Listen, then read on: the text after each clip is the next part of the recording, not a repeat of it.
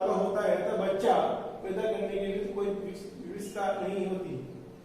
देखिए, भारत में संयुक्त परिवार प्रणाली पाई जाती है और संयुक्त परिवार होने की वजह से संयुक्त परिवार में रहने की वजह से तो एक जो बच्चा पैदा होता है उसका भरण पोषण का दायित्व संयुक्त परिवार पर रहता है और संपूर्ण परिवार को होता है। अतः बच्चा पैदा करने के लिए तो कोई विविधता कोई परेशानी नहीं होती। तो इसका अभिप्राय ये है कि बच्चों कि बच्चा सही हमारे देश में संयुक्त परिवार है। संयुक्त परिवार में किसी के 4 बच्चे हैं, किसी के 2 बच्चे हैं, किसी के 3 बच्चे हैं। तो संयुक्त परिवार में बच्चे पल जाते हैं और ये कोई ऐसा नहीं सोचते कि भाई उसको शिक्षा व्यवस्था करना है, उसको पढ़ाना लिखाना है। तो इस वजह से भी जनसंख्या बढ़ हो रही है। समाज में स्त्रियों का सम्मान कम होना भी बड़े परिवार का कारण बनता है। देखिए, समाज में आज भारतीय समाज, क्योंकि जहां तक स्त्री आत्मनिर्भर नहीं होगी वहां तक स्त्रियों का सम्मान नहीं होगा, सीधी सी बात है। तो सभी को चाहिए कि स्त्रियों को पढ़ाए, महिला बालिका शिक्षा में ध्यान दें। सरकार बहुत प्रयास कर रही है। तो समाज में स्त्रियों का सम्मान कम होना भी बड़े परिवार का कारण बनता है। नेक्स्ट, क्योंकि वह पुरुष स्त्री के ऊपर हावी रहता है, वह स्त्री चलने नहीं देता। भारत समाज ग्रामीण समाज है। तो भारत की कुल जनसंख्या का 68.84% गाँव में तथा 31.16% जनसंख्या नगरों में निवास करती है। गाँव में लोग परंपरागत रूढ़ियों में बंधे रहते हैं तथा संयुक्त परिवार से संबंधित रहने के कारण कम आयु में ही विवाह कर लेते हैं और परिवार नियोजन की विधियों को अपनाने में कम रुचि दिखाने के कारण गाँव में जन्मदर उच्च रहती है। अब देखिए बच्चों, भारतीय समाज ग्रामीण समाज एक कृषि प्रधान समाज है और भारत की कुल जनसंख्या का 68.84% जनसंख्या गाँव में निवास करती है तथा 31.16% जनसंख्या शहरों में निवास करती है। आपको पता है गाँव में शिक्षा का इतना विकास नहीं होता, इतनी मूलभूत सुविधा नहीं है गाँव में। तो गाँव में लोग परंपरागत रूढ़ियों में बंधे रहते हैं। गाँव के जो लोग हैं वो परंपरा रूढ़ियों में बंधे रहते हैं। उनको अगर तीसरे बड़े बूढ़े ने कह दिया कि भाई ऐसा है, भाई वैसा ही, वो नहीं सोचते कि भाई हम इनको पढ़ाएंगे लिखाएंगे क्या खिलाएंगे। तो संयुक्त परिवार के जो लोगों ने कहते कि हाँ भैया 1-2 बच्चे, वो 3 बच्चे, 4 बच्चे, उनको ये फर्क नहीं पड़ रहा कि भाई इनकी शिक्षा दीक्षा का प्रोग्राम भी कर पाएंगे नहीं पाएंगे, इनकी मूलभूत सुविधा है बच्चों की वो दे पाएंगे नहीं दे पाएंगे। तो ये सब चीजें हैं। तो संयुक्त परिवार संबंधित रहने के कारण कम आयु में विवाह कर लेते हैं तथा संयुक्त परिवार में संबंधित रहने के कारण कृषि प्रधान समाज होने के कारण ग्रामीण समाज के लोगों का कम आयु में विवाह कर देते हैं और जब वो मैच्योरिटी आती है तब तक उनके 2-3 बच्चे हो जाते हैं।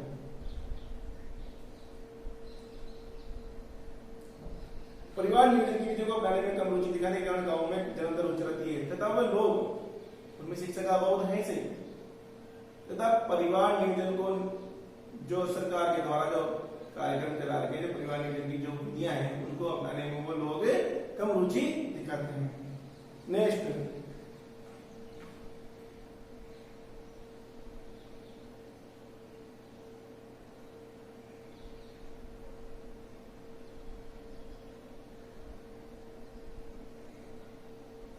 जनसंख्या वृद्धि के सामाजिक आर्थिक प्रभाव।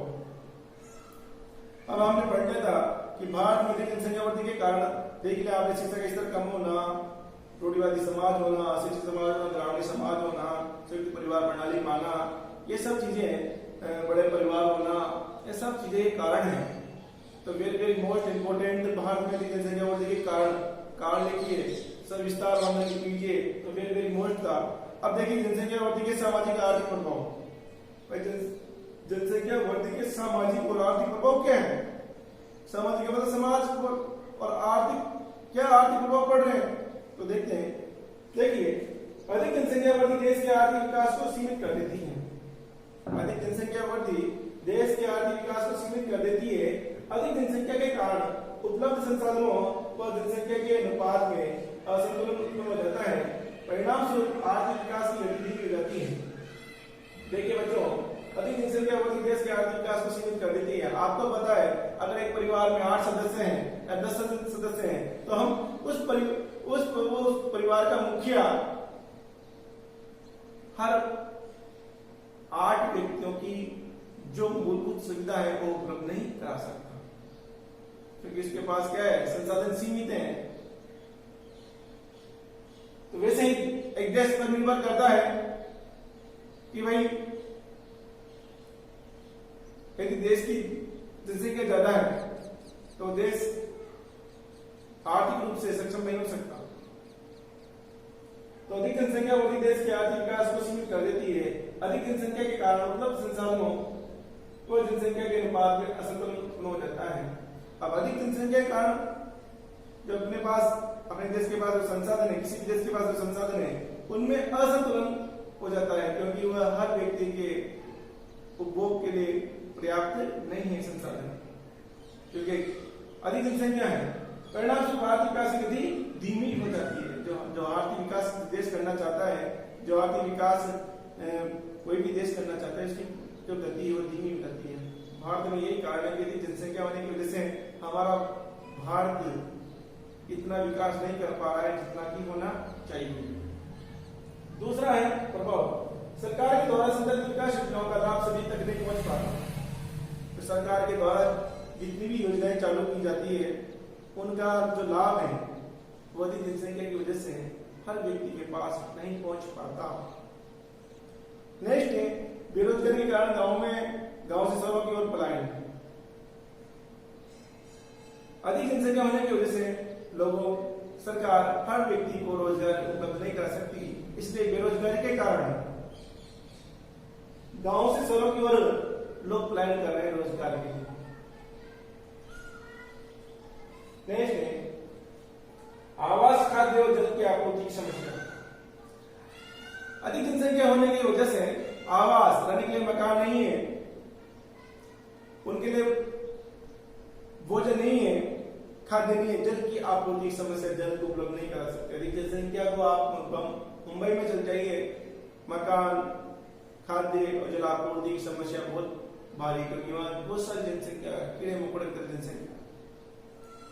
अब नेक्स्ट है पारिस्थितिकी असंतुलन। पारिस्थितिकी असंतुलन का मतलब है पर्यावरण में असंतुलन। जो पर्यावरण है, जो नेचर है, उसमें असंतुलन की अधिक जनसंख्या के होने की वजह से लोगों के द्वारा संसाधनों का अत्यधिक मात्रा में उपभोग किया गया, दोहन किया गया, दोहन की वजह से तो पारिस्थितिकी असंतुलन बिगड़ रहा है। लोगों के द्वारा अत्यधिक मात्रा में की कटाई की गई घर बनाने के लिए, उससे आज जो जलवायु है वह पूरी तरह से मानव की विपरीत हो रही है। नेक्स्ट है पर्यावरण प्रदूषण का बढ़ना अधिक जनसंख्या वृद्धि के परिणाम है। पर्यावरण प्रदूषण का बढ़ना अधिक जनसंख्या वृद्धि के परिणाम में आज जितना भी पॉल्यूशन बढ़ रहा है वह अधिक जनसंख्या वृद्धि का ही परिणाम है बच्चों, क्योंकि अधिक जनसंख्या वृद्धि होने की वजह से लोग अत्यधिक मात्रा में नेचर का दोहन कर रहे हैं।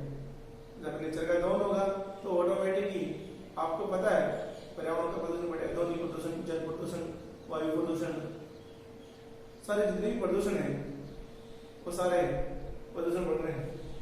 अब जनसंख्या वृद्धि को नियंत्रित करने के उपाय, अगर कोई कारण भी है तो उपाय भी है। जनसंख्या वृद्धि के सामाजिक आर्थिक प्रभाव देख लिया आपने। जनसंख्या वृद्धि देश के आर्थिक विकास को सीमित कर देती है। सरकार के द्वारा जो संचालित विकास योजना उनका लाभ सभी तक नहीं पहुंच पाता। बेरोजगारी के कारण गांवों से शहरों की और पलायन हो रहा है, और आवास और खाद्य जल आपूर्ति की समस्या हो रही है जनसंख्या वृद्धि के कारण, और पारिस्थितिकी असंतुलन पैदा हो रहा है। नेक्स्ट पर्यावरण प्रदूषण का बढ़ना अधिक जनसंख्या वृद्धि के परिणाम है। ये जनसंख्या वृद्धि के सामाजिक और आर्थिक प्रभाव है।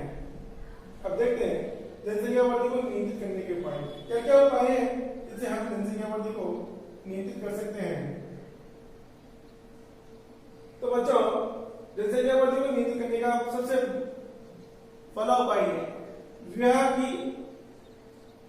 की आयु में वृद्धि तथा स्त्री शिक्षा को बढ़ावा। विवाह की आयु में वृद्धि तथा स्त्री शिक्षा में बढ़ावा।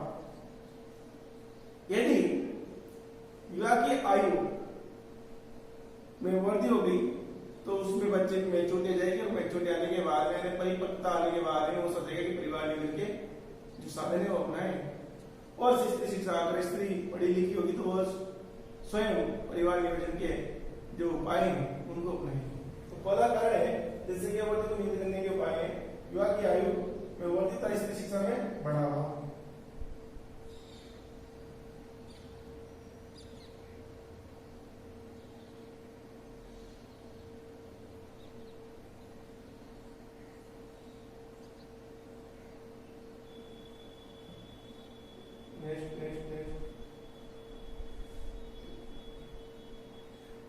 एक मिनट।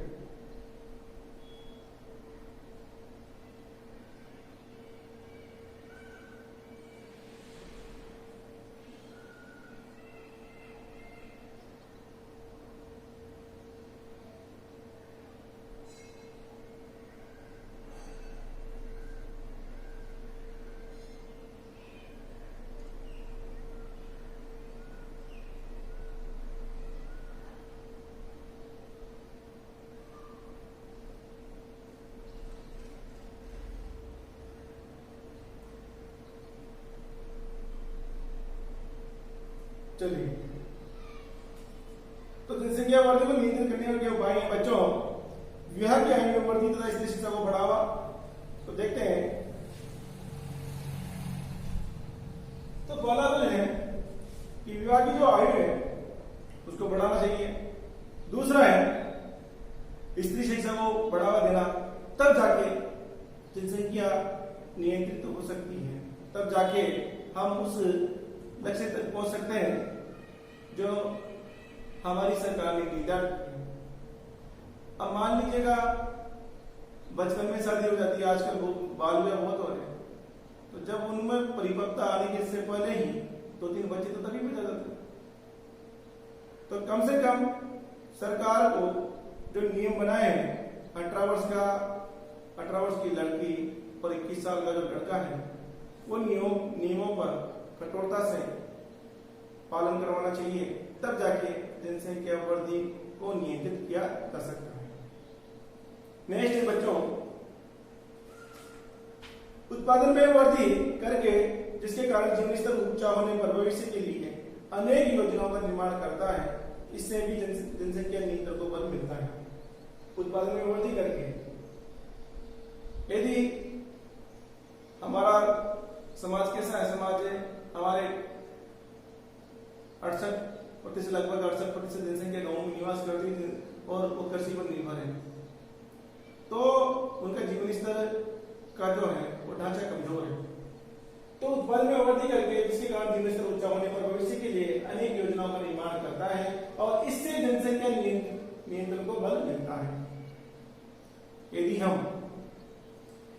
उत्पादन में वृद्धि करते हैं तो उनका जो जीवन स्तर है वो ऊंचा उठेगा और फिर वो समग्र रूप से सोचने को प्रेरित हो जाएगा, तो वो जनसंख्या नियंत्रण कर सकता है। परिवार कल्याण कार्यक्रमों का विस्तार, सरकार के द्वारा जितने भी परिवार नियोजन और परिवार कल्याण कार्यक्रम चलाए जा रहे हैं उनका विस्तार होना चाहिए, उनका हर व्यक्ति तक पहुंच होनी चाहिए, तब जाके जनसंख्या वृद्धि को रोक सकते हैं, तब जाके जनसंख्या वृद्धि को नियंत्रित कर सकते हैं। शिक्षा का विस्तार करके कुछ स्वच्छ और नई परंपराओं को अपनाना होगा ताकि स्त्रियों की उचित भागीदारी हो सके। हमें समाज में शिक्षा का विस्तार करके कुछ स्वच्छ और नई परंपराओं को अपनाना होगा ताकि स्त्रियां की उचित भागीदारी हो सके। देखिए बच्चों, जैसे सब्जी में टमाटर होते हैं, कॉमन होते हैं, कॉमन है टमाटर, और सब्जी में डल जाते हैं, वैसे शिक्षा आधुनिक समय की मांग है, बिना शिक्षा के कुछ नहीं है। शिक्षा नहीं है वो व्यक्ति पशु के समान है। तो शिक्षा का विस्तार करके कुछ स्वच्छ नई परंपराओं को अपनाना होगा ताकि स्त्रियों को उचित भागीदारी हो सके। यानी कि हमें शिक्षा का विस्तार करना होगा, हमें नई परंपराओं को अपनाना होगा ताकि स्त्रियों की उचित भागीदारी हो सके और स्त्रियां जो महिलाएं हैं वह अपने अधिकारों के बारे में जान सके और वह परिवार नियोजन जैसे कार्यक्रमों को अपना सके। धर्म की अंधी सीमाओं से बाहर निकलकर वैज्ञानिक तार्किक दृष्टिकोण को अपनाना होगा। ये जहां पर शिक्षा का विस्तार नहीं है, जहां पर अशिक्षित लोग हैं, वह ये कहते हैं कि बच्चे तो भगवान का रूप होते हैं, ये तो भगवान की ध्यासु है। तो धर्म की जो अंधी सीमा है से बाहर निकलकर वैज्ञानिक और तार्किक दृष्टिकोण को अपनाना होगा, क्योंकि जहां तक लोग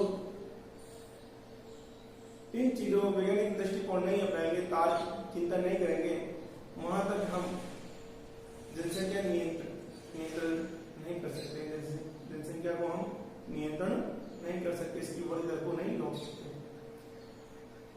अब नेक्स्ट है लड़का और लड़की का अंतर को मिटाना। देखिए भारतीय समाज में पुरुष प्रधान समाज रहा है। वैदिक सभ्यता की बात पुरुष प्रधान समाज रहा है, सिंधु घाटी सभ्यता में महिला प्रधान समाज था और उसके बाद वैदिक सभ्यता में ऐसे नहीं। हमारा जो भारतीय समाज है पुरुष प्रधान रहा है, तो यहाँ पर पुरुषों का ज्यादा महत्व है। तो लड़का और लड़की के अंतर को मिटाकर, यानी कि समाज में जो लड़का और लड़की का जो अंतर है समाज के लोगों ने, अब देखिए ग्रामीण समाज में आजकल अब शिक्षित परिवार हो गए, बहुत सारे परिवार हो गए शिक्षित हो गए, तो उनको तो अब ऐसा कुछ भी नहीं है, लड़का लड़की सब समान है। परंतु आज भी गाँव में जहाँ अशिक्षा का प्रसार है, जहाँ पर अशिक्षित लोग निवास करते हैं, आज भी गाँव में ये समस्या है कि भाई लड़का तो वंश चलाता है, लड़की कौन सी वंश चलाएगी, लड़का तो हमें सारी मूलभूत सुविधा उपलब्ध रहेगा, जबकि लड़की भी ये करवा सकती है, मूलभूत सुविधा उपलब्ध करवा सकती है। आज समाज लड़कियां कई लड़कों से कहीं भी कम नहीं है, परंतु एक भ्रांति है भारतीय समाज में कि भाई लड़का लड़की का अंतर मिटाकर रहेंगे। वो सी बात क्या होता है, लड़के की चाह में जनसंख्या होती रहती है, तो ये भी कारण है।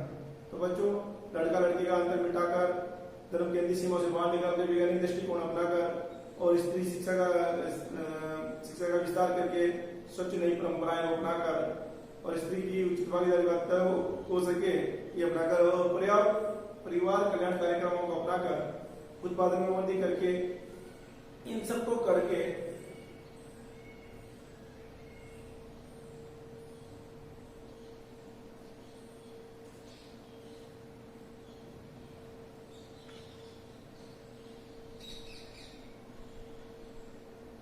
चलो बच्चों, अब मैं इसको आपको मैप के माध्यम से दोनों पार्टों को, अब नेक्स्ट जो टॉपिक है वो भारत जनसंख्या संरचना के बारे में पढ़ेंगे।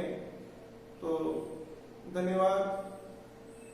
और मैं इनको आपको ये जो पार्ट है इनको मैं बोर्ड पे जो साधारण बोर्ड है उसमें समझाऊंगा, फिर इसके हेडिंग थोड़ा 5-10 मिनट कहाँ जनसंख्या बहुत ज्यादा है, क्या कारण है, सब चीजों को मैं आपको एक पॉइंटों में बताऊंगा कि आपको विस्तार से मैंने बता दिया, ध्यान से पढ़ना और कोई मिस्टेक आती है तो मुझसे फोन करके पूछ लें।